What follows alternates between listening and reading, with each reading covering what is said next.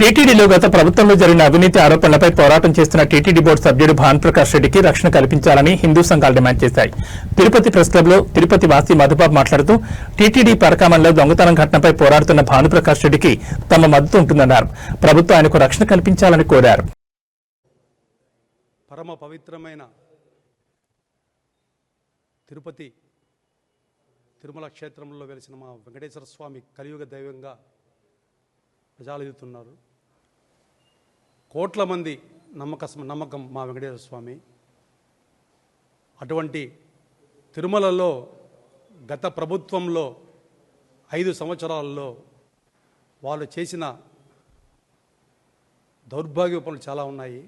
అందులో పరకామణిలో చోరీ జరిగిన విధానం మనం కళ్ళారా చూశాము.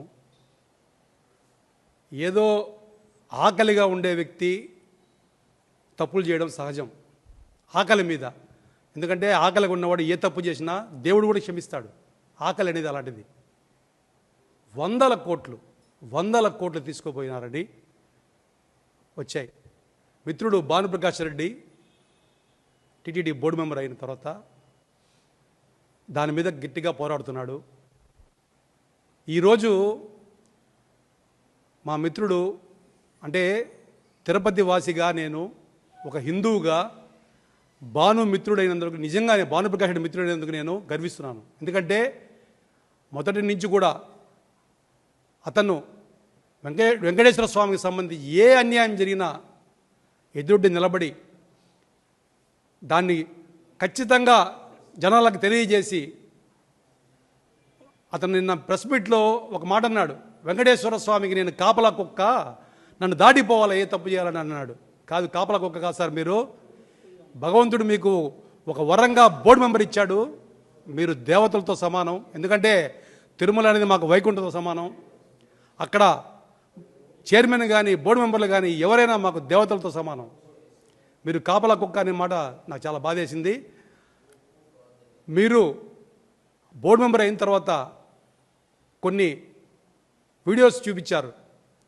మిత్రులు కొంతమంది, ఎవరో వాళ్ళ మిత్రులు అనకూడదు, కొంతమంది మీరు ఏదో డబ్బులు తీసుకున్నారని, ఆ వీడియోలు ఇంతకుముందు రిలీజ్ చేయలేదని, ఆ గవర్నమెంట్లో అప్పుడు చాలా రోజుల క్రితం వచ్చింది కదా, అప్పుడెందుకు రిలీజ్ చేయలేదని కొన్ని క్వశ్చన్లు వేస్తున్నారు. వాళ్ళందరికీ మేము దిడుగా సమాధానం చెప్తున్నాం హిందూ సంఘాల తరపున. ఆ టైంలో రిలీజ్ చేయంటే ఆ వీడియోలు 2 రాక్షసులు ఉన్నారు కొండపైన. ఆ రోజుల్లో 2 రాక్షసులు జేయూగా చైర్మన్గా, ఖచ్చితంగా వాళ్ళు దాన్ని మాఫీ చేసేసి ఉంటారు. ఆ కేసు అది ఎట్టి పరిస్థితుల్లో రాకుండా చేసి ఉంటారు. అందుకనే ఆ గవర్నమెంట్లో దాన్ని బయటపెట్టకుండా ఇప్పుడు దాని మీద గట్టిగా కూర్చుని ఈరోజు పోరాడుతుంటే, భానుప్రకాష్ లాంటి వ్యక్తికి ఈరోజు బెదిరింపు కాలు వస్తున్నాయంట. భానుప్రకాష్ లాంటి వ్యక్తి మీడియాలో కళ్ళ నీళ్ళు పెట్టుకొని నాకు ప్రాణహాని ఉంది, రేపు నేను ఉంటానో లేదో తెలియని పరిస్థితి అంటున్నారు. ఏం జరుగుతుంది? ఇది అన్యాయం కాదా? అంత పెద్ద ఒక బీజేపీలో ఒక లీడర్గా ఉండి ఒక బోర్డు మెంబర్గా ఉన్న వ్యక్తే కళ్ళ నీళ్ళు పెట్టుకొని నాకు ఈ రేపు ఉంటానో లేదనే పరిస్థితి వస్తే సామాన్య ప్రజలు ఏం చేయాలా? సామాన్య ప్రజల పరిస్థితి ఏంది? అంటే ఒక్కసారి గవర్నమెంట్లోకి వచ్చిన తర్వాత వాళ్ళు కోట్ల కొద్ది డబ్బు సంపాదించేసి, గవర్నమెంట్ లేకపోయినా కూడా ఈరోజు వాళ్ళు రాక్షసంగా బెదిరిస్తూ, ఈ బెదిరింపు కాలం మీద చర్యల మీద ఖచ్చితంగా పోలీస్ ఎంక్వైరీ జరగాల. ఇది మా డిమాండ్, హిందూ సంఘాల తరపున చెప్తున్నాం. ఎందుకంటే వెంకటేశ్వర స్వామి భక్తుడుగా నాకు వెంకటేశ్వర స్వామి అంటే అత్యంత ప్రాణం. ఎందుకంటే తిరుపతిలో పుట్టాం, మనం చూస్తున్నాం స్వామిని. ఆ స్వామి కోసం నిత్యం పోరాడే మా భానుప్రకాష్ రెడ్డి మీద ఈగ వాలిన ఖచ్చితంగా దాని మీద మీరే దానికి బాధ్యులవుతారని చెప్తున్నాం.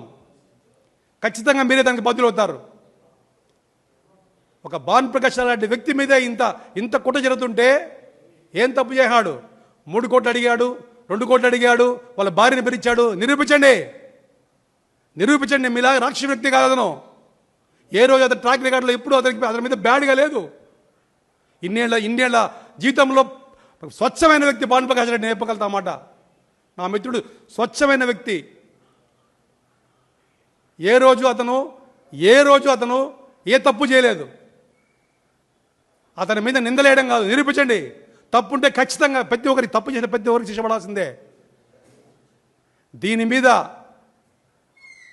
ఈ ఎంక్వైరీ మీద ఖచ్చితంగా ఆయన బెదిరింపుల కాల్స్ మీద పోలీసులు స్పందించాలా, ఇమ్మీడియట్గా దాని మీద ఖచ్చితంగా వాళ్ళు యాక్షన్ తీసుకోవాలా. ఇది మా డిమాండు. మేము వీలైతే ఇప్పుడు నేరుగా ఎస్పీ గారి దగ్గరికి వెళ్ళి కూడా ఒక కంప్లైంట్ ఇద్దామంటున్నాము. ఎందుకంటే అంత పెద్ద భానుప్రకాష్ రెడ్డి ఒక బోర్డు మెంబర్ గారికే ప్రాణహాని ఉందని బాధపడితే ఇంక సామాన్య ప్రజల పరిస్థితి ఏంది? కూటమి గవర్నమెంట్ వచ్చిన తర్వాత ఈరోజు తిరుపతి ప్రజలు కూడా ప్రశాంతంగా ఉన్నారు. వీళ్ళే లేని ప్రాబ్లం, లేని సమస్యలు సృష్టిస్తున్నారు. తప్పు చేసినప్పుడు ఖచ్చితంగా శిక్ష పడి తీరాలా. ఈ పరకామణి చోరీ విషయంలో కానీ, అతనికి సహకరించిన వాళ్ళు కానీ, ఈ వీడియో రిలీజ్ చేసిన వ్యక్తిని కూడా బెదిరిస్తున్నారు. ఈ వీడియో ఇచ్చిన వ్యక్తిని కూడా బెదిరిస్తున్నారు. అసలు ఆ వీడియోని డిలీట్ చేయారు. ఇది చాలా దారుణం. ఈ వీడియో ఇచ్చిన వాళ్ళని కూడా చంపుతామని బెదిరిస్తున్నారు. ఖచ్చితంగా దీని మీద యాక్షన్ తీసుకోవాలా. ఇది ఎందుకంటే తిరుపతిలో పుట్టి పెరిగిన మాకు భానుప్రకాష్ రెడ్డి అని తెలుసు. అందువల్లే ఈ ప్రెస్ మీట్ పెట్టాము. Thank you very much.